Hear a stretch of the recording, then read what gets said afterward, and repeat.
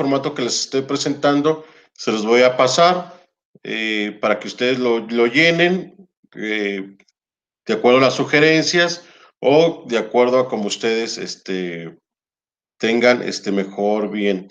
La portada es sencilla, el logo de Prepa en línea, nombre de ustedes, el grupo, facilitador y fecha de entrega.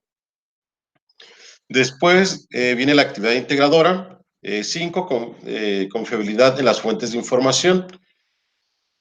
¿Qué es lo que vamos a trabajar en esta actividad integradora? El primer punto es elaborar un cuadro explicativo que contenga qué son las fuentes de información confiables y las fuentes de información no confiables. Es decir, 3 puntos. Fuentes de información confiables y no confiables y qué son. Yo lo ordeno de la siguiente forma. Hago una tabla para compararlas. En la primera columna pongo tipo de fuente de información. Divido en 2, confiable y no confiable. Y después, a manera de pregunta, para ayudarme a explicar qué son y no son, pongo qué son. Y aquí ya pongo 5 elementos que me van a decir qué es una fuente confiable y qué es una fuente no confiable. En el primer caso, están respaldadas por instituciones o especialistas reconocidos por su trayectoria y experiencia en un campo específico. En el número 1 de la no confiable, el contenido no tiene un sustento académico, es decir, solamente es la opinión de una forma que no es especialista en el tema, de una persona que no es especialista en el tema. Esto lo pueden sacar de los recursos que se encuentran o que corresponden a esta semana. Ahí vienen lo que son las fuentes de información, algunas. Pueden hacerlo en internet, como ustedes gusten. Entonces ya nos estamos llevando esta parte, nos va a servir para construir nuestro marco teórico de la segunda actividad. Está estrechamente ligado con la actividad número 6. Ahorita se los explico. El punto número 2 dice, realiza una investigación documental y selecciona 4 fuentes de información sobre derechos humanos y diversidad cultural, enfocado a una problemática de tu contexto, integradas en una tabla e incluye una justificación para cada una sobre la confiabilidad de la actividad de la información que presenta. Esta es la tabla, yo la hago en 4 columnas, pongo nombre de la fuente, es decir, el nombre de la página donde saqué la información, pide 4 mínimo. Entonces, ¿cuál es el punto que o la información que yo debo buscar? Es que sea sobre derechos humanos y diversidad cultural. Eso es a lo que yo me voy a enfocar en mi búsqueda de información y pongo precisamente que sean esas fuentes de mi contexto, de la ciudad donde yo me encuentro o la localidad donde yo me encuentro. Y pongo Children International Jalisco AC, derechos humanos o diversidad cultural que protege o defiende. 1, educación, vida digna, alimentación, salud.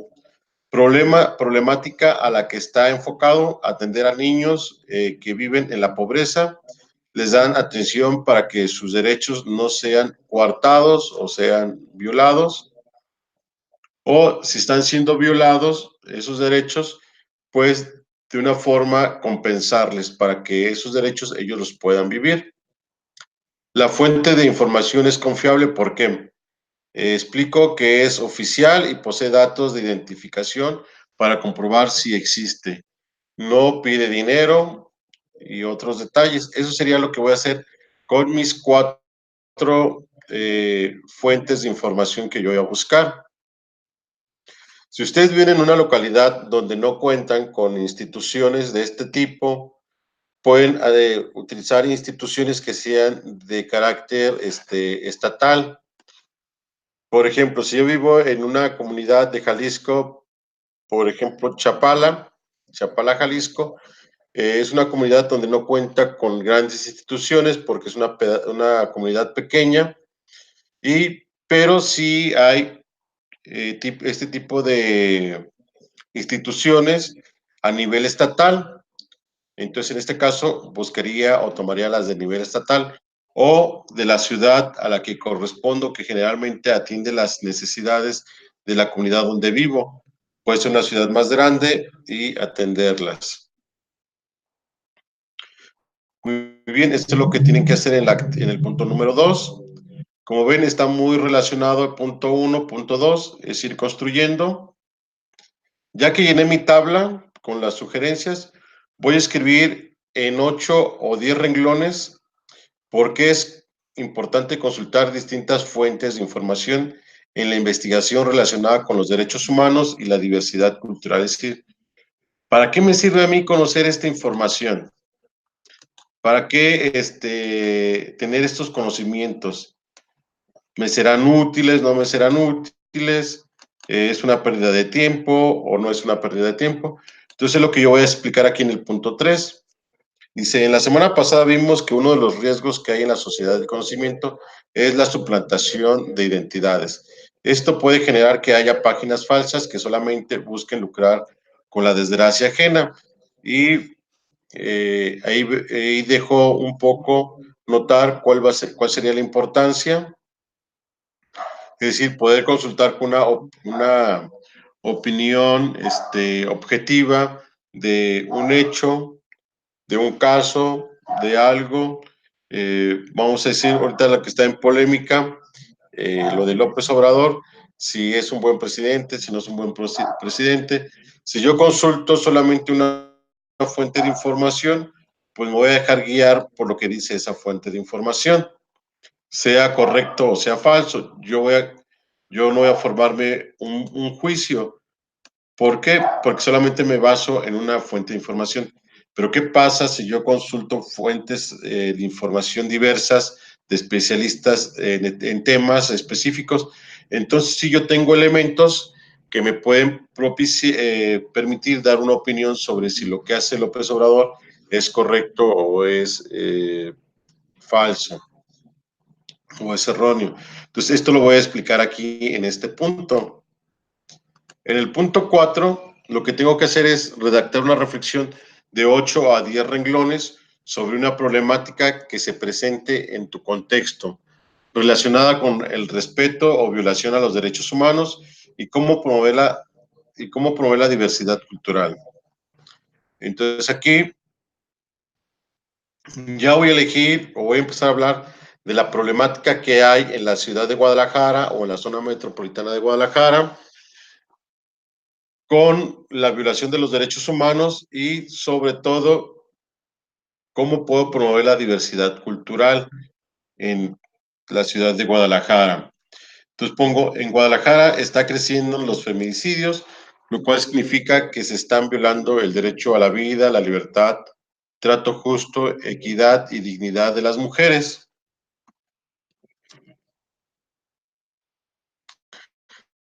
Esta situación no solamente afecta a las mujeres mayores de 18 años, sino también a las niñas que están creciendo en estas condiciones, lo cual puede generar que ellas piensen que la vida es así y los niños pueden comenzar a normalizar el maltrato hacia la mujer y cuando sean adultos tratarán a las mujeres con violencia hasta el grado de quitarles la vida, por lo cual es importante promover la igualdad y equidad de género para que en un futuro inmediato esta situación sea erradicada desde la raíz. Entonces aquí hablo sobre el problema, que no me faltaría explicar un poco sobre la importancia de la diversidad cultural. En este caso consistiría que diversas culturas tienen diferentes prácticas y por eso hay que tratar de enriquecer los elementos que propician el respeto a las diferentes culturas. Entonces sería un punto a desarrollar aquí en el punto 4. Este sería la actividad integradora número 5, la primera de la semana. La actividad, igualmente los datos, facilitador, Y aquí vemos. Ahora lo que tenemos que hacer es elaborar una planeación de la investigación y debe de tener estos elementos: introducción, objeto de estudio, planteamiento del problema, objetivos y preguntas de investigación, justificación, delimitación espacial, población, marco teórico, metodología y al final la bibliografía. Entonces vamos con el primer punto.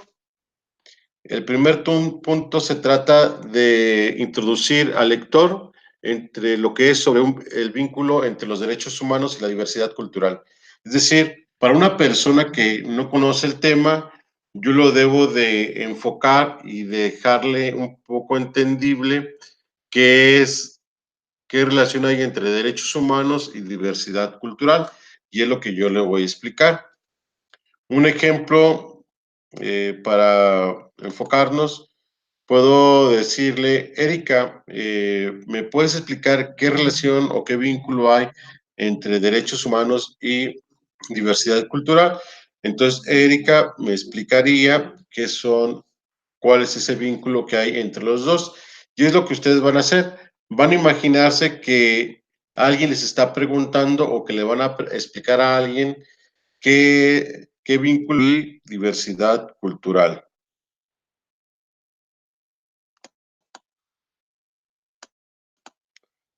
Ahora bien, un ejemplo de cómo puede ser la introducción. México es un país pluricultural. Esto quiere decir que coexisten muchas culturas en nuestro país. Cada cultura posee rasgos propios que la definen e incluso en algunos estados existen más de 3 culturas, como es el caso de Oaxaca, Chiapas, Jalisco, etc.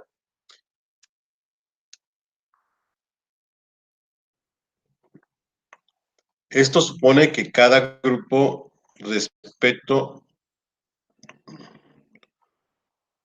respete los derechos humanos de los otros grupos, porque ninguna cultura es superior a otra, sino que la pluriculturalidad es una oportunidad para enriquecernos y humanizarnos. Sin embargo, en la práctica esto no ocurre, ya que algunas culturas mayoritarias discriminan a las que poseen un número menor de miembros y les quieren imponer sus costumbres, porque según la lógica de las mayorías, si no usas determinada ropa, no eres digno de ser respetado. Por esta razón, los derechos humanos están estrechamente vinculados a la diversidad cultural, porque son los que velan para que cada vez haya una convivencia pacífica entre las culturas. Entonces, esto consistiría mi explicación, mi introducción. Ya que hice la introducción, ahora voy a mencionar cuál es el objeto de estudio de mi investigación. Y qué lo que voy a hacer es, debo de mencionar las implicaciones que hay de los derechos humanos en la diversidad cultural de Guadalajara. Y lo hago de la siguiente forma. En la zona metropolitana de Guadalajara, los derechos humanos tienen un papel muy importante. Y no solo eso, sino que también es necesaria la existencia de instituciones que luchen por la protección de los mismos y atiendan a las personas que han sufrido algún tipo de violación a sus derechos. Esto se debe a que coexisten diferentes grupos culturales, entre los cuales se encuentran grupos indígenas del interior del estado de Jalisco, como coras, huicholes. Otros provienen de Michoacán, Nayarit, Colima. También es creciente el número de personas que emigran de otros estados en busca de mejores condiciones de vida. Entonces, yo aquí lo que estoy haciendo es explicando que mi objeto de estudio va a consistir en la violencia que se genera a las mujeres, violencia de género, y qué relación existe entre la diversidad cultural. Cuando una ciudades grandes conviven diversas culturas, esas culturas a veces empiezan a chocar entre sí. Por ejemplo, si vemos la cultura estadounidense, donde las mujeres pueden salir bueno, eso es al menos lo que se ve en los programas de televisión. Si ustedes ven series de televisión estadounidenses, ven que la esposa puede ir a platicar con el exnovio y el esposo pues no se molesta, no le dan celos, o una pareja de divorciados, la mujer puede ir a platicar con el ex marido y el actual marido pues no se molesta y viceversa. Esto en nuestro país no es tomado de buen grado. Y cuando una persona, en este caso de la cultura de Estados Unidos, convive con un hombre mexicano, pues esto genera ciertos conflictos, o al revés. Cuando un hombre de Estados Unidos convive con una mujer mexicana, pues también pueden surgir ciertos conflictos por el choque cultural, y esto muchas veces genera en violencia porque es lo que predomina en las culturas del narcocorridos, ciertas canciones de reggaetón, todo ese tipo. ¿Cuántas canciones hablan sobre este tipo de trato hacia la mujer o cómo debe tratarse la mujer? Generalmente hay géneros musicales donde la mujer se le trata como un objeto. Y eso es lo que va predominando en nuestras culturas, en nuestras familias, en los jóvenes, y lo van haciendo como costumbre. Por ejemplo, la canción que hice Maluma, que Felices los Cuatro. Entonces, como se puede ver en esta canción, que para algunos puede tener buen ritmo, pero la letra ya es totalmente diferente, donde hay una relación entre cuatro personas que comparten parejas. Entonces, esto en muchos casos puede llegar a un choque cultural cuando estas prácticas se comienzan a ser normales o costumbres, o que una cultura tiene una costumbre y la otra cultura tiene otra costumbre, y cuando miembros de diferentes culturas se unen, viene el choque cultural y generalmente termina como en violencia. Planteamiento del problema. En la actualidad, los feminicidios en la zona metropolitana de Guadalajara han aumentado aproximadamente un 50%. Uno de los últimos casos fue el asesinato de una mujer a las afueras de la casa del gobernador. El acto fue realizado por el esposo, quien la arrolló con su automóvil, luego bajó de la unidad y la remató a puñaladas. Por esta razón, la violencia de género es un problema actual en Guadalajara. Es decir, ya aquí voy a mencionar cuál es el problema que me voy a enfocar, que tenga que ver con los derechos humanos y o la diversidad cultural. ¿Qué problemas se está generando? En este caso, en Guadalajara, los feminicidios van a la alza. Entonces voy a hacer ese planteamiento del problema. ¿Por qué es un problema? Objetivo y preguntas de investigación. Yo lo dividí en dos formas. Aquí voy a mencionar qué es lo que pretendo lograr y las preguntas que guiarán mi investigación. Aquí solamente con un objetivo y dos preguntas está bien. Lo ideal podría ser un objetivo y una pregunta.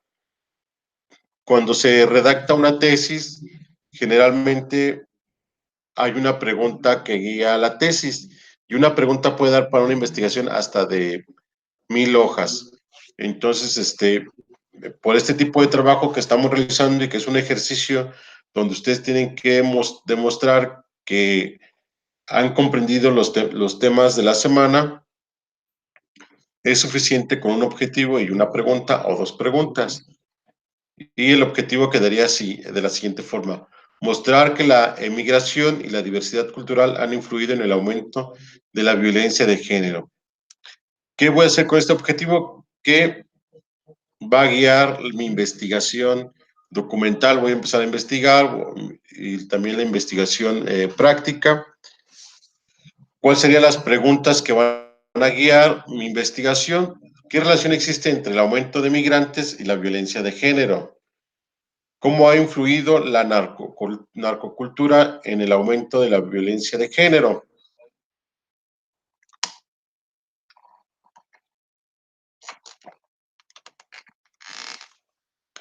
Y ya que hice mis preguntas, voy a hacer la justificación. ¿Por qué es necesario realizar una investigación? Es decir, van a tratar de convencer de por qué van a realizar esa investigación y por qué este tema merece ser investigado.